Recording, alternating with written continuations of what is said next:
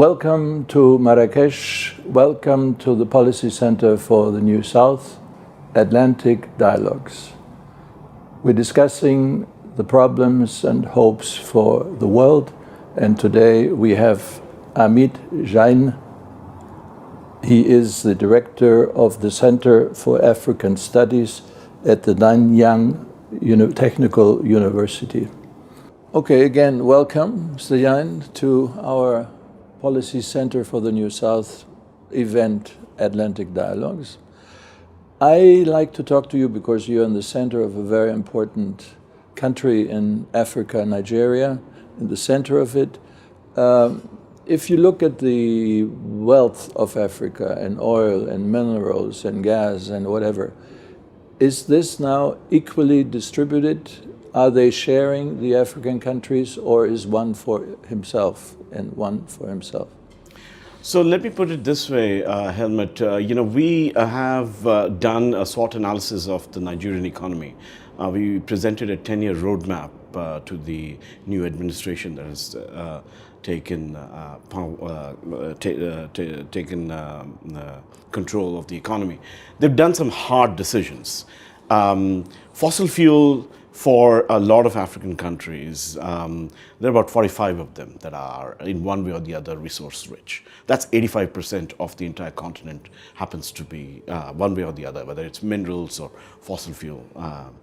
However, if you look at what that contributes to their economy, it's a major foreign exchange driver, but the number of jobs, less than 2%. Most of the processing of these minerals and fossil fuels and refined fuel happens overseas. And these countries then have to import that back. So the resources that are supposed to benefit them, in the end, does not benefit. It is a long story of resource extraction that continues. In the past, it was most of the colonial rulers who did that. Today, it is the new market, it is China and so on. The trouble is that they have not been able to climb the next value addition, which is very important, and that's what they need to do. So, in other words, it's colonialism renewed in different clothes. Yes, it's part two in some ways, except that it's less obvious. It's not as brutal as it used to be. It is within what we call is the global marketplace. And the answer is that a lot of the resource-rich countries suffer from poor governance precisely because they have resources, rather than if they didn't. So the resources that are under the ground get more priority than the resources above the ground, which is your human talent, human capital, which should be invested in. But most of the products we're talking about, the rare products, the heavy earth or whatever it is, rare. Most of it is controlled or bought by China. 85% of the processing of critical minerals done in one country, China.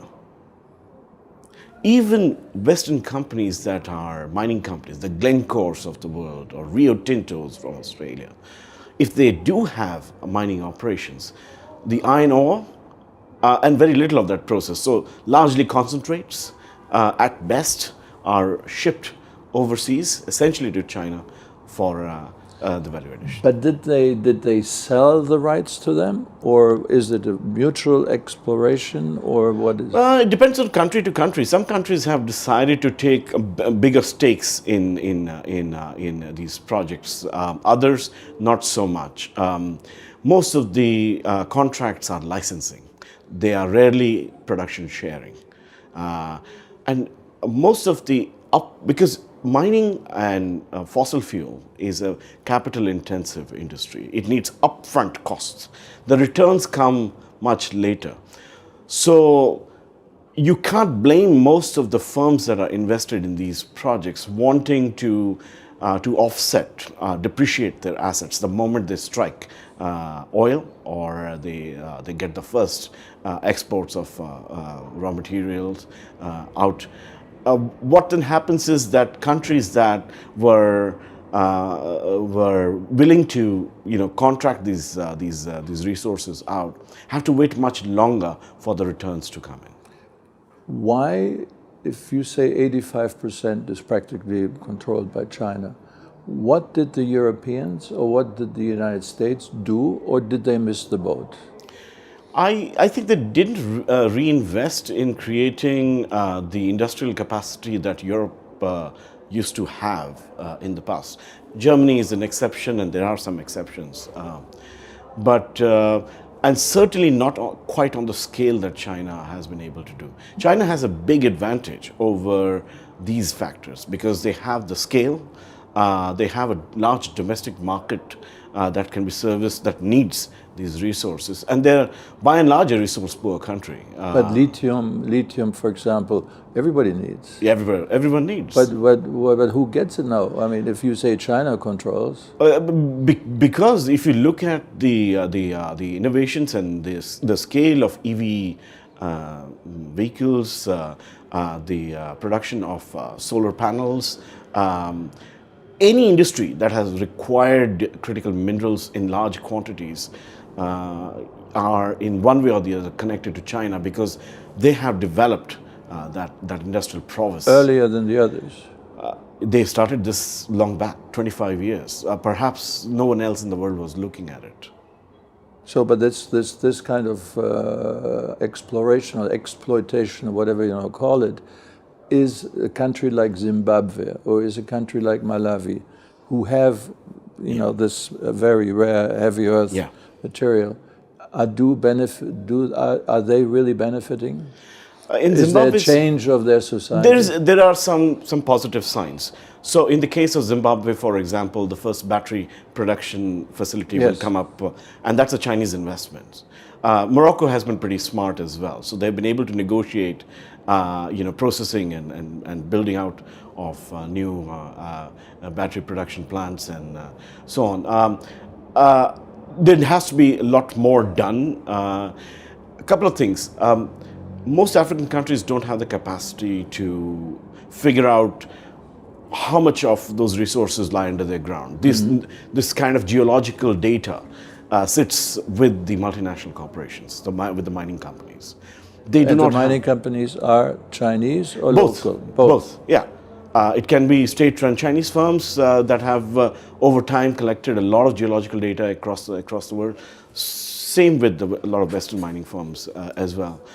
The governments don't have that. They have not created electronic tenement systems, cadastre, which means who owns what concessions, how long, where is it happening. Large part of that kind of mining operations in places like Nigeria is artisanal. And what then happens is that when they get into boardrooms trying to negotiate, they are blindsided. They can't, because they don't know how much of resources they have, and the other party does, then they end up getting the advantage of it. Big companies can hire best lawyers. Governments, the government of Nigeria or Guinea, they simply don't have the resources to do that. So it's a very unfair. It's a very unfair sort of a deal that in the end ends up. If you look at a country like Namibia, they also have the capacity. Are they using it also, or are they just leaving idle? No, Namibia is slightly better, actually. Namibia has been slightly better and smarter. So as I said, it's not a uniform. Some countries have started to do that. Some countries have started to ban exports of raw minerals outright. Which one, for example? I think, if I'm not wrong, and correct me if I'm wrong, but I think for a certain time, Zimbabwe had stopped exporting, raw minerals and so on, which allowed them to then negotiate more, value chain additions. Let me ask you a last question on this. Is Africa aware of the potential they have by knowing that they have these rare minerals in their earth, and they're not giving it away, or they're not allowing them to be stolen? Is there a realization of there is greater realization today than it was in the past? More power? Or? There is greater, at least, recognition. Now, whether they are able to do something about it, that's quite another thing. But there is much greater recognition, even in smaller countries with a lot of resources, that this can't continue and some things needs to change. And that you can hear certainly in West Africa, you can hear in East Africa, which is why ultimately governments of the day have to have the legitimacy to stay in power. And you heard the military leaders who recently took power in places like Guinea and so on. You know, they have been very clear that their natural resources need to be produced, need to be refined there. How far they will be able to negotiate, that's a different thing. How far are they willing to do it for the country and not for themselves? That's another question.